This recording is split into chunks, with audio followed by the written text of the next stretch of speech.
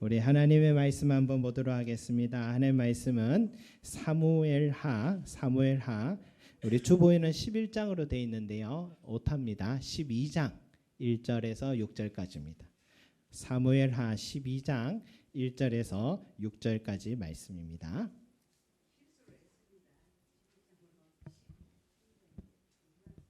(12장) 1절에서 6절까지 말씀.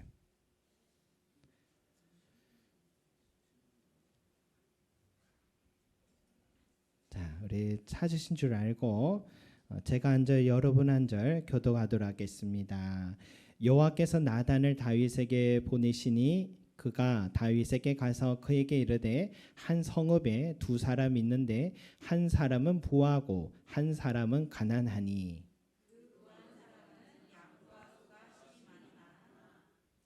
가난한 사람은 아무것도 없고 자기가 사서 기르는 작은 암양 새끼 한 마리뿐이라.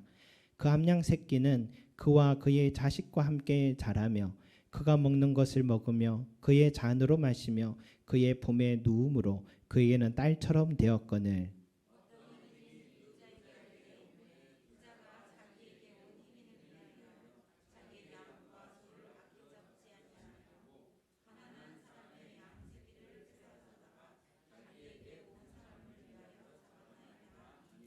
다윗이 그 사람으로 말미암아 노하여 나단에게 이르되 여호와의 살아계심을 두고 맹세하노니 이 일을 행한 그 사람은 마땅히 죽을 자라.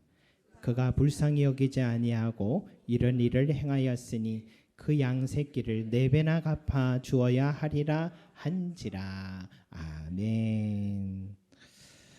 여러분, 우리 사무엘하 11장은요 다윗이 인생의 가장 정점에 이른 바로 그때에 간음죄와 살인죄를 저지른 장면이 나옵니다. 하지만은 누구든지 이 문제를 거론할 사람이 아무도 없었습니다. 왜냐하면 다윗은 왕이었기 때문이죠. 그것도 중동 지역 전체를 장악한 왕이었습니다. 여러분, 고대 왕은요 절대 권력입니다. 절대 권력이 뭡니까? 신적이기도 했고 법적, 군사적, 경제적 모든 권세가 이 총집합된 권력을 말하는 거예요. 그래서 법 위에 있는 사람이고 법을 제정할 수 있는 사람이기에 여러분 그 누구도 왕을 심판할 수 있는 사람은 아무도 없었습니다. 다윗 왕의 죄를 판단하고 정죄하고 심판할 수 있는 유일한 사람은 다윗 왕 자신뿐이었습니다. 그래서 밧세바에 대한 간음죄와 우리아에 대한 살인죄는 아무도 입 밖에 내지도 덮을 수밖에 없는 상황이었습니다. 하지만 불가능한 일은 또 아닙니다. 왕보다 더 높은 하나님이 계시고 하나님께는 방법이 있었습니다. 그 일이 바로 나단 선지자를 다윗 왕에게로 보내는 일입니다. 나단은 다윗이 가장 신뢰한 선지자입니다.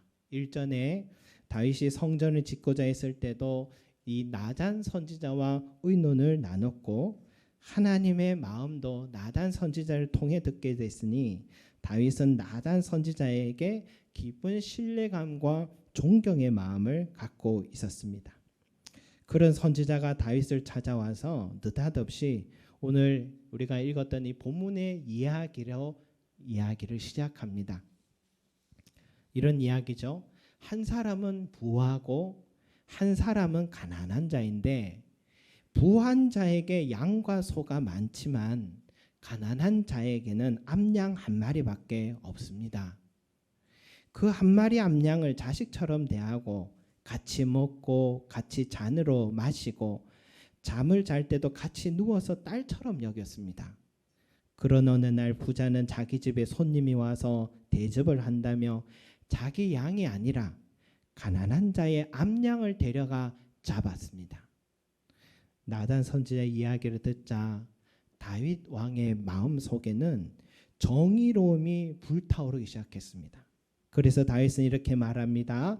우리 5절 6절 같이 한번 읽어볼까요? 5절 6절 시작.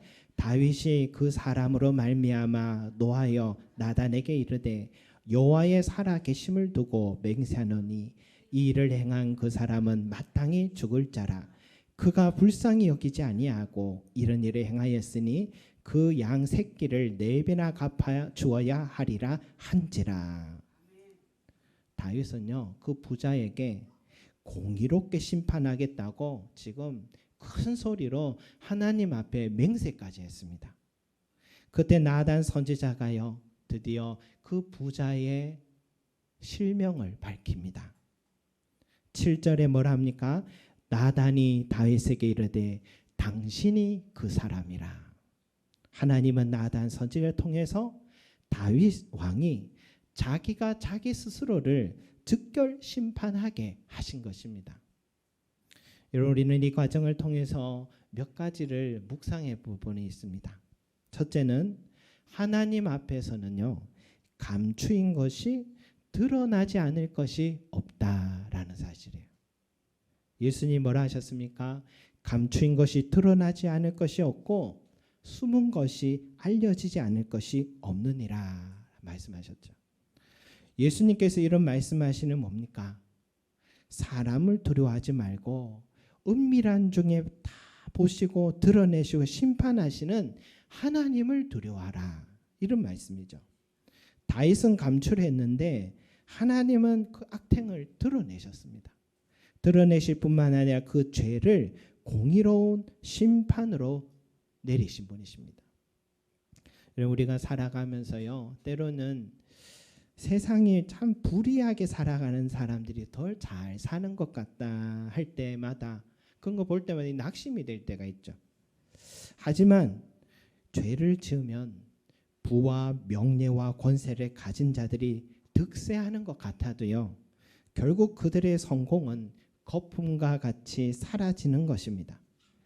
사람들의 눈에는 감추어졌을지 모르지만 하나님은 반드시 감추인 것을 드러내시고 그들의 죄가 낱낱이 공개돼서 심판을 받게 하시는 공의로운 분이시다라는 거죠.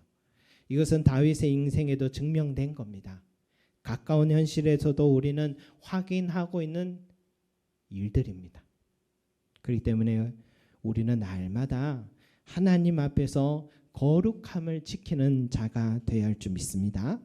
여러분, 신앙이 좋다는 게 뭘까요? 신앙이 좋다, 그거는요, 우리 사람들의 눈에 보이는 게 아닙니다.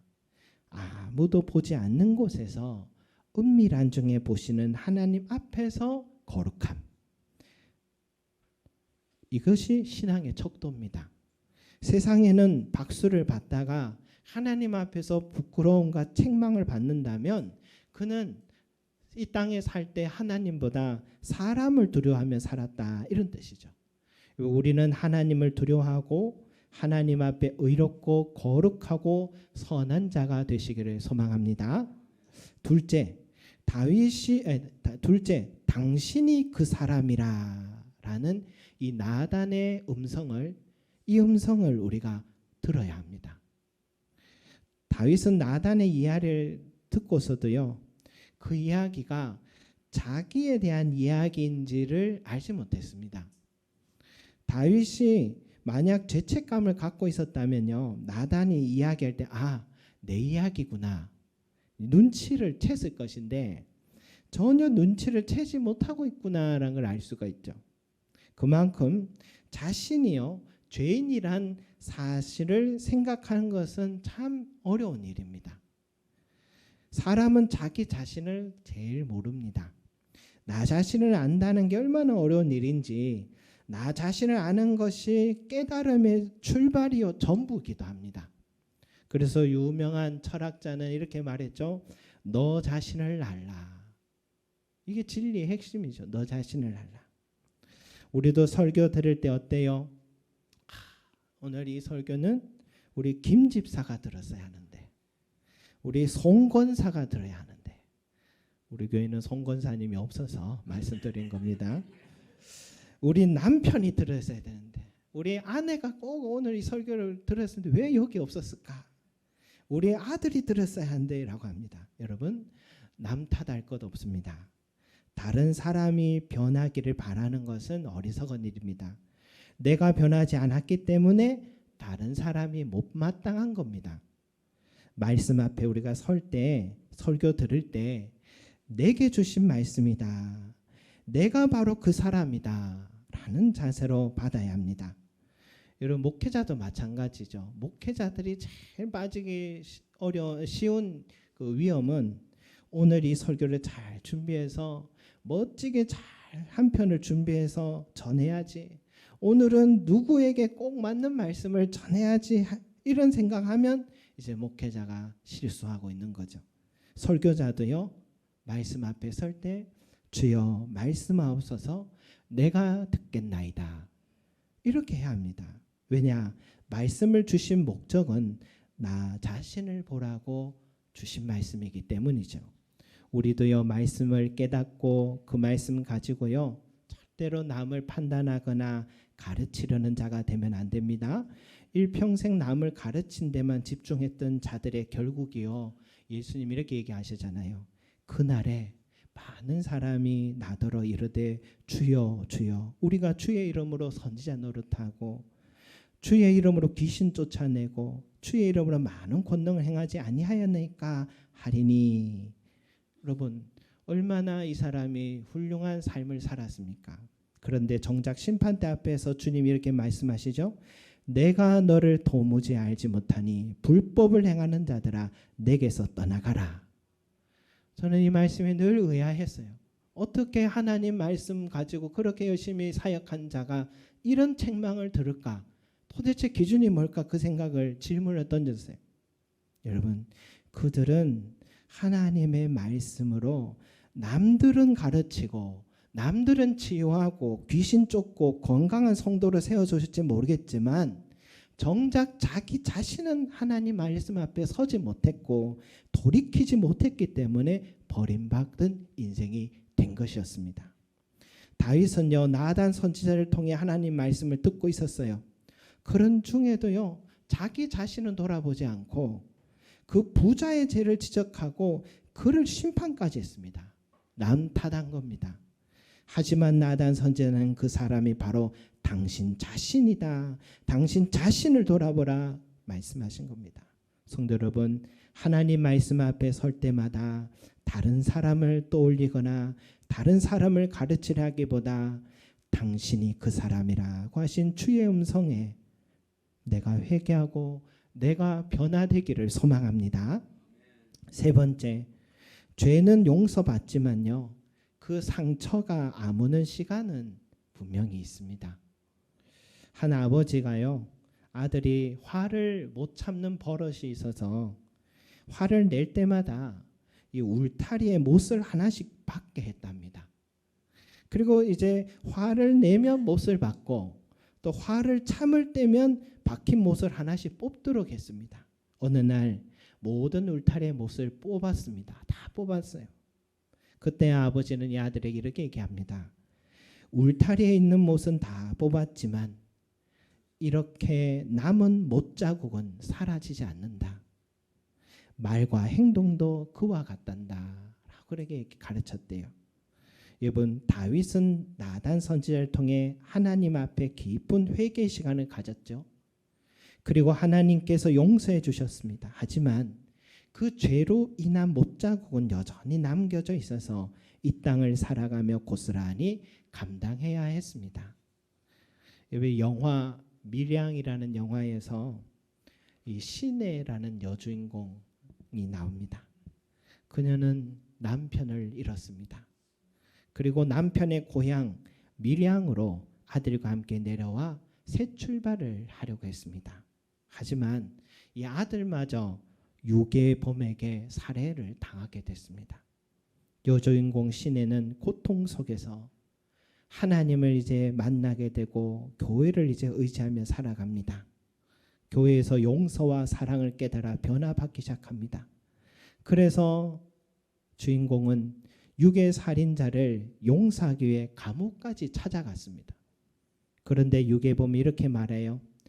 나는 이미 하나님께 용서를 받았어요. 아마도 그도 감옥에서 예수님을 만나 회개했나 봅니다. 하지만 나는 이미 하나님께 용서를 받았어요 라는 그 말을 듣자 주인공 시내는 얼굴이 일그러지고 아무 말도 하지 못한 채 밖으로 뛰쳐나왔습니다.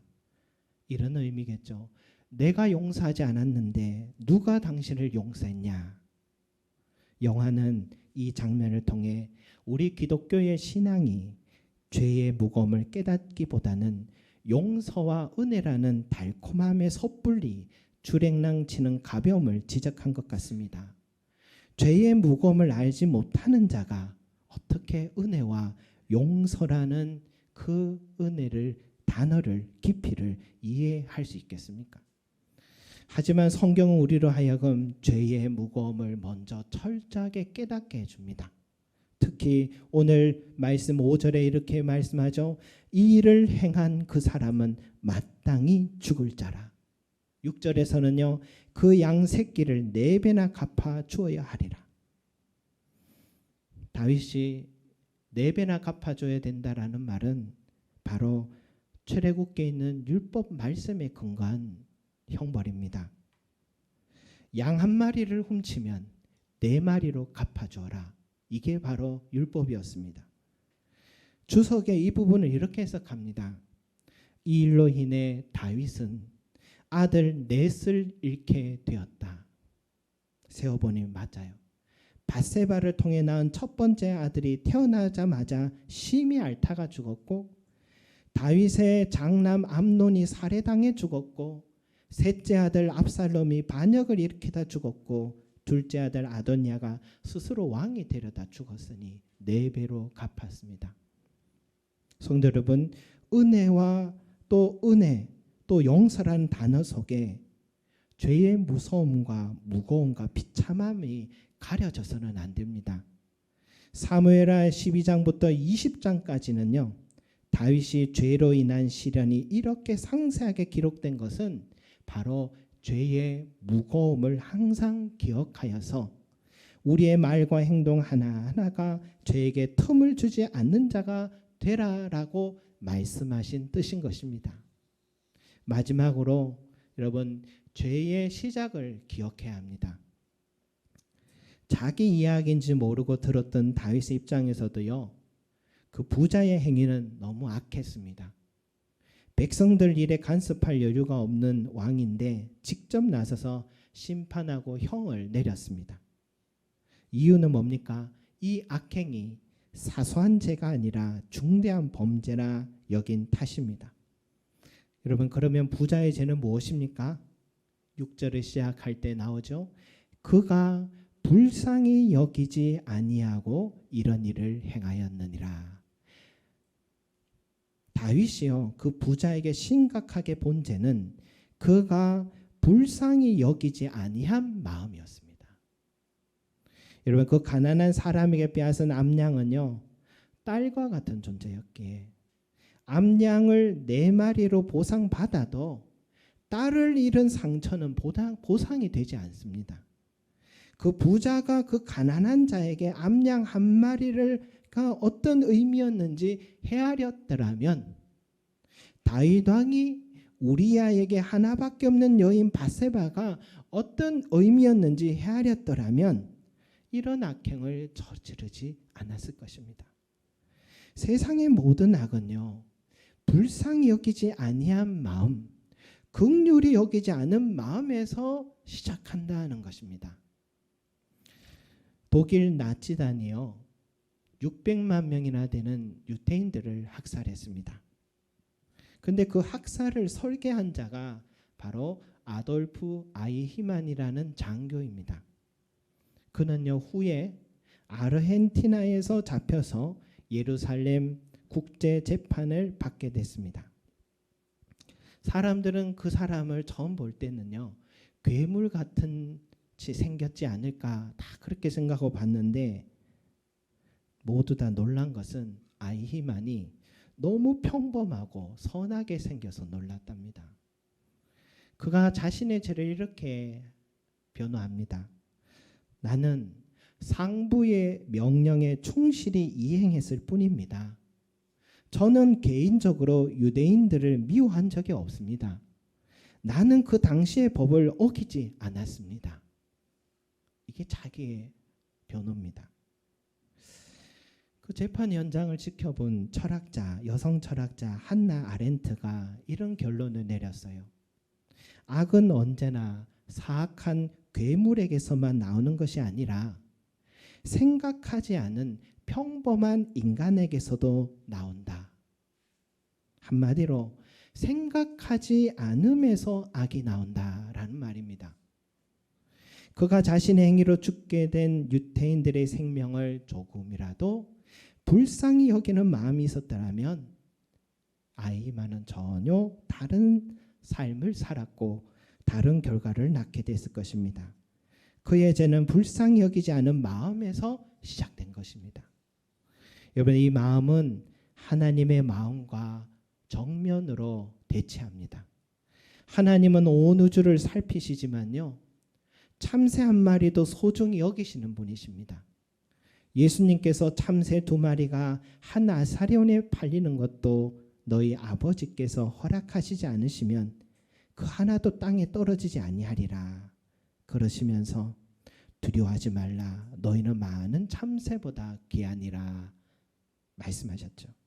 여러분, 하나님은 우리 한 사람 한 사람을 인격적으로 대하시고 다 머리털까지도 세심바 될 만큼 돌보시고 지켜보는 하나님이십니다. 긍휼이 많은 하나님이시죠. 그 하나님의 사랑과 은혜는 바로 긍휼에서 시작된 것입니다. 여러분, 교회 생활하다 보면요, 말이 거칠고 행동이 서툴고 나와 수준이 맞지 않다 생각되고 거리 두고 싶은 사람도 생길 수 있죠. 사회성이 약한 사람들일 겁니다. 그런 사람이 없다면 교회 분위기는 좋아졌겠죠. 하지만 불쌍히 여기는 마음이 우리에게 있었던가를 한번 돌아봅니다. 그 영혼이 주님께서 우리 교회에 양육되기를 바라는 마음으로 보내셨는데 나와 살아온 배경이 다르기에 그 사람의 은행이 불편해도 천천히 맞춰가면 되지. 내게 실수해도 다시 한번 그에게 다가가 따뜻하게 맞아주고 품어주고 세워주는 것. 여러분, 이것이 하나님께서 우리에게 바라시는 긍휼인 줄 믿습니다. 예수님 말씀하셨죠. 긍휼히 여기는 자는 긍휼히 여김을 받느니라. 여러분, 우리 교회가요, 긍휼이 가득한 교회, 불쌍히 여기는 마음이 가득한 교회, 서로를 헤아려 주는 마음이 가득한 교회가 되기를 소망합니다.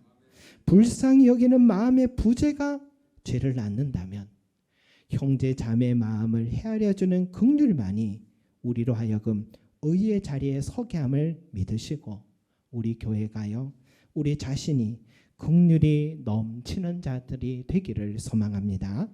말씀을 정리하겠습니다. 먼저 하나님 앞에 감추인 것이 드러나지 않을 것이 없음을 기억하시고, 둘째, 말씀 앞에 당신이 그 사람이라는 음성을 우리가 꼭 들으시고, 셋째, 죄는 용서받지만 그 상처가 아무는 시간이 있듯이 죄의 엄중함을 깨닫고, 마지막으로 불쌍히 여기는 마음의 부재가 죄의 시작임을 기억하고 긍휼히 여기는 마음이 서로를 구원함을 믿은 저와 여러분 되시기를 소망합니다. 기도드리겠습니다. 사랑과 은혜가 풍성하신 아버지 하나님, 우리는 다윗의 이 죄를 보면서 그의 악행을 보면서 지금까지 어떻게 이럴 수가 있냐 하고 판단했던, 지적했던 자리에 있었다면 그가 바로 당신이요 라고 했던 나단 선지자의 음성이 오늘 우리 자신을 향해 돌아보라고 말씀함임을 깨닫게 하여 주옵소서. 우리 자신을 돌아보게 하시고 나 또한 하나님 말씀 앞에서 나를 돌아보고 있는지, 다른 사람을 판단하고 또 가르치려 하고 있었는지 나 자신을 돌아보게 하여 주시고, 또한 하나님이여, 우리가 죄는 용서받지만 또 그 상처가 아무는 시간이 고통스럽다는 것을 깨달아서 처음부터 이 죄의 자리에 서지 않는 자들이 될 수 있도록 주여 우리를 지켜주시옵소서. 또한 우리의 마음에 불쌍히 여기는 마음이 있게 하여 주시고 긍휼히 여기는 마음이 있게 하여 주셔서 내가 남을 긍휼히 여길 때 불쌍히 여길 때 나도 긍휼히 여김을 받는다는 사실을 알아서 우리가 살아가며 우리가 신앙생활하며 서로가 서로를 헤아리고 불쌍히 여기고 긍휼히 여기는 마음으로 세워주는 아름다운 교회가 될 수 있도록 우리 모두를 축복하여 주시옵소서. 감사드리며 예수 그리스도 이름으로 기도드립니다. 아멘.